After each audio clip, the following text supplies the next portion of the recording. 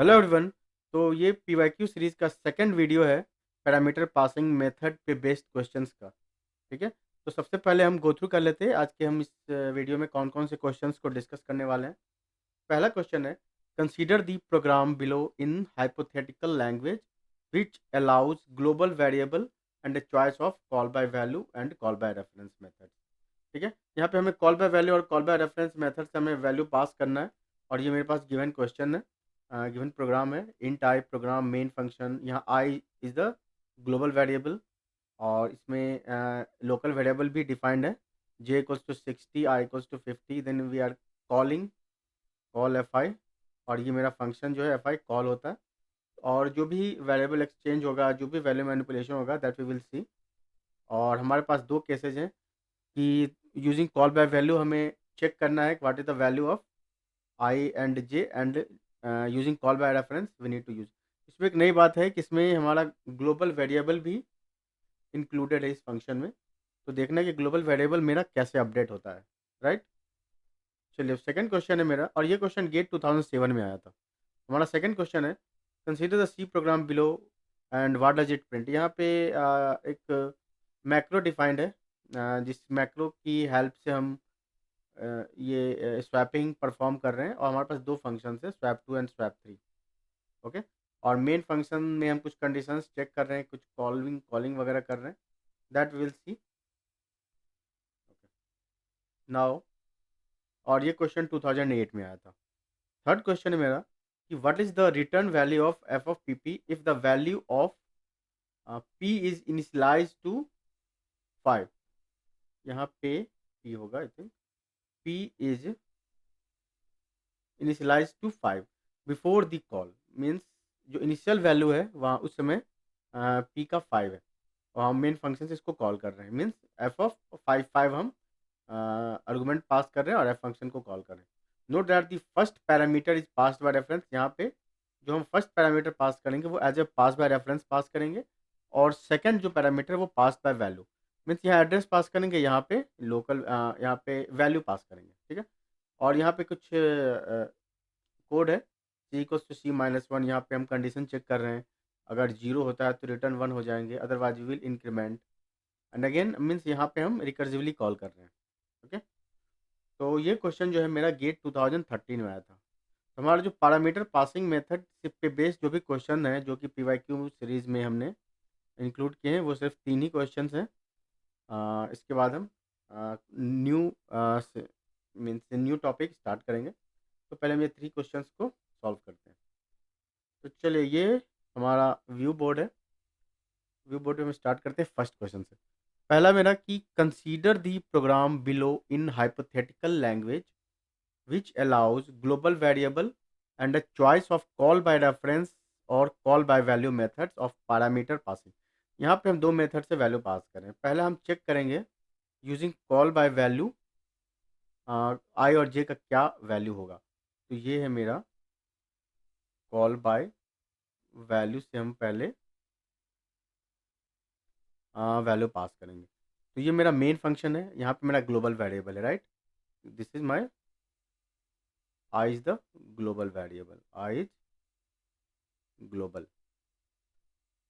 और within this main function j equals to 60 is the local, int j equals to 60 ये मेरा local है। और इस ग्लोबल वेरिएबल में हमने i इक्वल्स टू 50 असाइन किया है। ठीक है, नाउ वी विल कॉल पहला जो मेरा कॉल बाय वैल्यू, तो हम इस फंक्शन में हम वैल्यू पास करेंगे i और j का, और मेरा प्रोसीजर में जाएगा। तो I will pass x equals to i का वैल्यू गया है मेरा 50। Okay, and y equals to J का वैल्यू है मेरा 60। x का वैल्यू 50 और j का वैल्यू 60। और इसके अंदर हम i इक्वल्स टू 100 करते हैं। i इक्वल्स टू 100 करते हैं, ये बेसिकली ग्लोबल वेरिएबल है। i equal to 100, then x equals to 10 कर देंगे। नाउ पहले जो x इक्वल्स टू 50 था, अब वो x इक्वल्स टू 10 हो गया। Right, then y equals to y plus I. y plus I का मतलब हुआ y का वैल्यू क्या है, y इक्वल्स टू मेरा 60 आया है। Y equals to 60 plus I, I का वैल्यू क्या है 100 मीन्स 160, ठीक है। और यहाँ पे मेरा x इक्वल्स टू 10 है, ठीक है। और यहाँ पे राइट, यहाँ पे i का वैल्यू आया था। जब हम रिटर्न होंगे, जब हम फाइनली रिटर्न होंगे इसमें कॉल फंक्शन में, और यहाँ पे हम अगर प्रिंट कॉल करेंगे, इसके बाद हम प्रिंट कॉल करना है प्रिंट आई जे, ठीक है। तो प्रिंट आई और जे जब हम प्रिंट करते हैं, then in that case i का वैल्यू क्या लेगा, ये आई का वैल्यू जो भी अपडेटेड वैल्यू है वो लेगा, राइट। तो यहाँ पे आई का वैल्यू क्या है 100, यहाँ पे आई का वैल्यू, यहाँ पे देख रहे हो आप आई इक्वल टू 100 मैंने अपडेट किया है। यहाँ पे इस मेन फंक्शन में मेरा आई इक्वल टू 50 था, ये ग्लोबल वेरिएबल है, ये रिफ्लेक्ट होगा इस फंक्शन में, लेकिन हमने फिर से आई इक्वल्स टू 100 कर दिया, तो ग्लोबल वेरिएबल में रिफ्लेक्ट हो गया 100।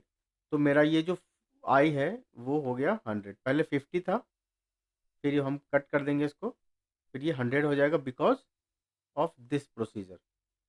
जब फाइनली जब हम मेन फंक्शन में रिटर्न होंगे, यहाँ पे जो आई का वैल्यू प्रिंट होगा वो होगा 100, और जे का जो वैल्यू होगा वो बेसिकली लोकल वेरिएबल है, तो जे इक्वल्स टू 60।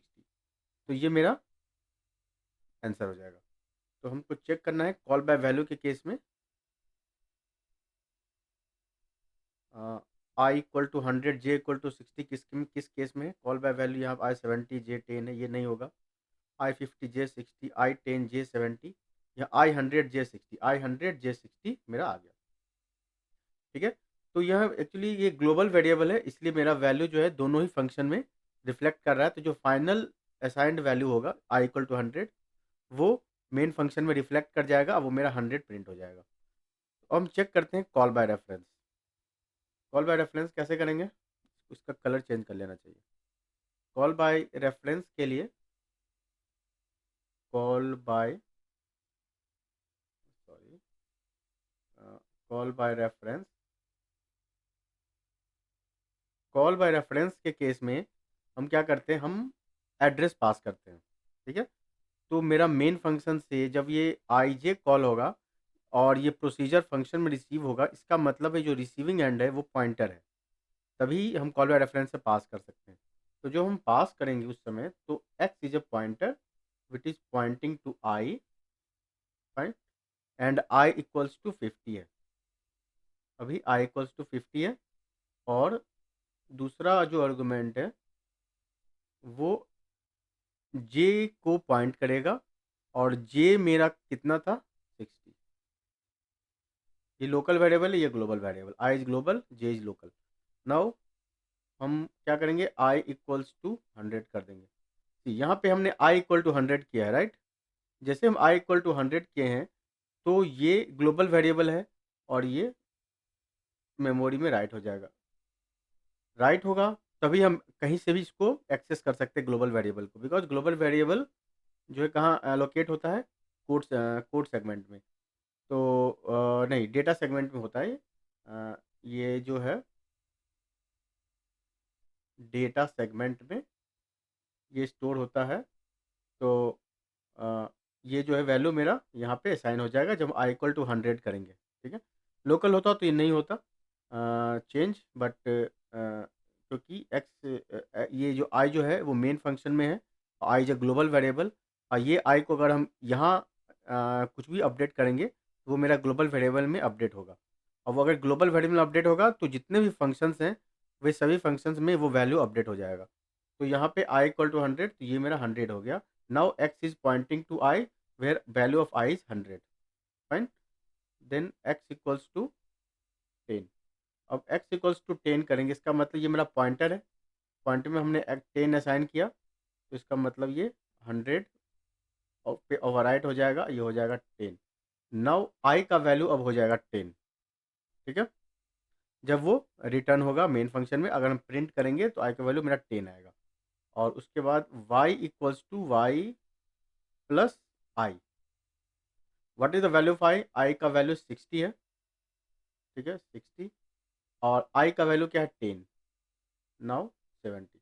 तो जो कॉल बाय रेफरेंस से हमने कॉल किया है, अगर वो फाइनली प्रोसीजर एफ जो है रिटर्न होता है मेन फंक्शन में और हम आई जे को प्रिंट करते हैं, तो मेरा जो प्रिंट आएगा, आई का वैल्यू 10 आएगा और जे का वैल्यू 70 आएगा, राइट। तो चलो अब हम स्क्रॉल करके देखते हैं आंसर सही है कि नहीं। मेरा जो डी ऑप्शन है वो कह रहा है कि I equal to 100, J equal to 60 और I equal to 10, J equal to 70 in the case of call by reference. Then D option is correct.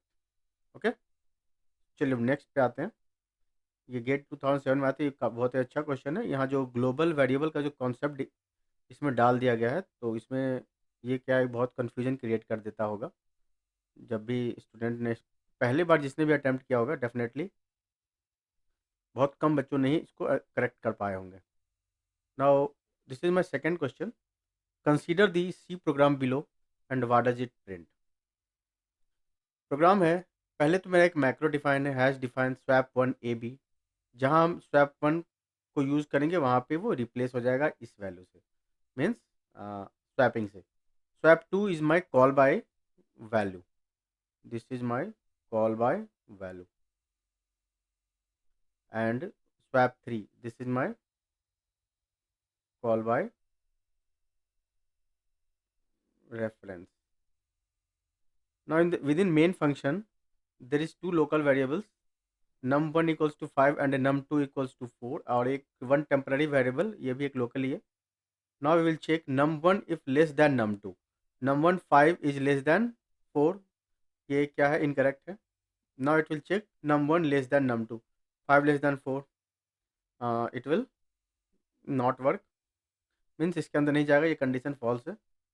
Finally if num1 is greater than equal to num2, num1 greater than equal to num2 है, correct, 5 greater than 4 है, then swap three will be executed. Swap three में हम num1 और num2 का address पास कर रहे हैं, इस ये यहाँ पे जाएगा स्वैप थ्री में, और यहाँ पे हमने पॉइंटर ले लिया जो कि डी रेफरेंस पॉइंटर है, और यहाँ पे हम स्वैपिंग कर रहे हैं। टैंप लिया हमने, टैंप पॉइंटर है, pointer equal to pointer B equals to temp. इसका मतलब है कि मेरा जो वैल्यू है वो स्वैप हो गया मेमोरी में। और उसके बाद जब हम रिटर्न होंगे तो हम बाहर आ जाएंगे, आपको इस यहाँ से what I say, this is if condition, this is if condition, हाँ इस इफ कंडीशन, इस इफ कंडीशन हम बाहर आ जाएंगे। There are three if condition, यहाँ पे ओपन हुआ, यहाँ क्लोज हुआ, ओके, यहाँ ओपन हुआ, यहाँ क्लोज हुआ, यहाँ ओपन हुआ एंड यहाँ क्लोज हुआ। तो फाइनली हम बाहर आ जाएंगे, और जब हम num1 और num2 का वैल्यू देखेंगे, दैट शुड बी, स्वैपिंग के बाद num1 का वैल्यू हो गया आपका 4 और num2 का वैल्यू हो गया 5। फाइन, तो ये मेरा 4 और 5 मेरा आंसर है। Answer is C, 4 and 5। ठीक है, पता नहीं ये क्वेश्चन कैसे फ्रेम किया गया। आई थिंक अगर यही क्वेश्चन होगा तो काफ़ी इजी क्वेश्चन है ये। ये गेट 2008 में आया था। Now this is my third question of this video and this is the last one. Third question में क्या कह रहा है कि what is the return value of f p p c. मेरा एक मेन फंक्शन है, राइट। उस मेन फंक्शन से हम f of p p call कर रहे हैं, जहाँ पे पी मेरा इनिशियलाइज्ड है 5 से। ठीक है, तो जब हम पी को इनिशियलाइज करते हैं 5 से, तो एक मेमोरी क्रिएट होता है पी के लिए, जिसमें एक वैल्यू होता है 5। So before the call p is initialized by 5। उसके बाद हमने ये कॉल किया। Note that the first parameter is passed by reference. पहला पैरामीटर जो है as a pass by reference हम पास कर रहे हैं। Second is call by value. यहाँ पे मेंशन भी किया हुआ है कि पहला पैरामीटर एड्रेस होगा, सेकंड होगा वैल्यू होगा। जब हम पास करेंगे, इसका मतलब है कि पहला पैरामीटर जो है मेरा एज ए एड्रेस पास होगा, दूसरा parameter as a value pass होगा। ओके, तो हम फर्स्ट टाइम जब हम सेंड करेंगे, तो एफ फंक्शन यहाँ पे m%p and this is value c equals to 5। यहाँ c equals to 5, यहाँ पे c equals to c-1, मतलब 5 माइनस 1 इक्वल्स टू 4। ठीक है, यहाँ पे हम चेक करेंगे क्या c इक्वल टू 0 है, नहीं है, then it will increment x equals to x plus one. यहाँ पे आप क्या देख रहे हो कि यहाँ पे जब हम m% x में हम पास कर रहे हैं तो x is pointing to this. यहाँ पे हम डी रेफरेंस कर रहे हैं तो x प्लस वन कर रहे हैं, तो ये जो 5 होगा 5 विल बी चेंज टू 6। ठीक है, तो 5 चेंज हो जाएगा 6 से, this is 6 and x equal to x plus one हमने कर लिया। Then we will call again return F of x. C means पहला पैरामीटर एड्रेस, दूसरा हम वैल्यू और मल्टीप्लाइड बाई एक्स। एक्स का वैल्यू क्या है, एक्स का वैल्यू हम अभी करंट में 6 है। फिर ये कॉल होगा again it will check value of C. तो यहाँ पे वैल्यू ऑफ सी हो जाएगा C minus one. C minus one means C का वैल्यू 4 था, इट बिकम्स 3। ठीक है, सी बिकम्स जैसे ही 3 होगा, क्योंकि यहाँ पे हम 4 पास कर रहे हैं ना, यहाँ 5 का पास कर रहे थे, यहाँ 4 पास कर रहे हैं, तो 4 माइनस वन 3। और यहाँ पे सी इक्वल टू जीरो है, नहीं है, ये कंडीशन फॉल्स हो जाएगा। Then x equals to x plus one, जैसे D reference pointer 6 plus one 7, यहाँ इट बिकम 7। ठीक है ना, then return F of x C multiplied by X. Now हम क्या करेंगे, कॉल करेंगे फिर से, इसमें हम 7 का एड्रेस पास करेंगे और सी का वैल्यू 3 पास करेंगे। इज इट 3 4 देन 3 पास करेंगे, तो यहाँ क्या होगा, यहाँ पे again c equals to C minus one means c minus one 3 minus one equals to 2। Okay, then x equals to x plus one. पहले एक्स 7 था, तो x plus one equals to 7 plus one, 7 plus one होता है 8। Now this becomes 8 और हम फिर से call करेंगे return F of x C multiplied by x. ठीक है, फिर ये कॉल होगा। अब हम 8 का एड्रेस पास कर रहे हैं इसमें और सी इक्वल्स टू 2 पास कर रहे हैं, तो यहाँ फिर से हम C equals to C minus one करेंगे। C minus one means 2 minus one 1, 1 check होगा, 1 is not equal to zero. Then x equals to x plus one. X plus one मतलब एक्स प्लस वन मतलब initially 8 था, 8 plus one 9 and return F of X of C multiplied by x.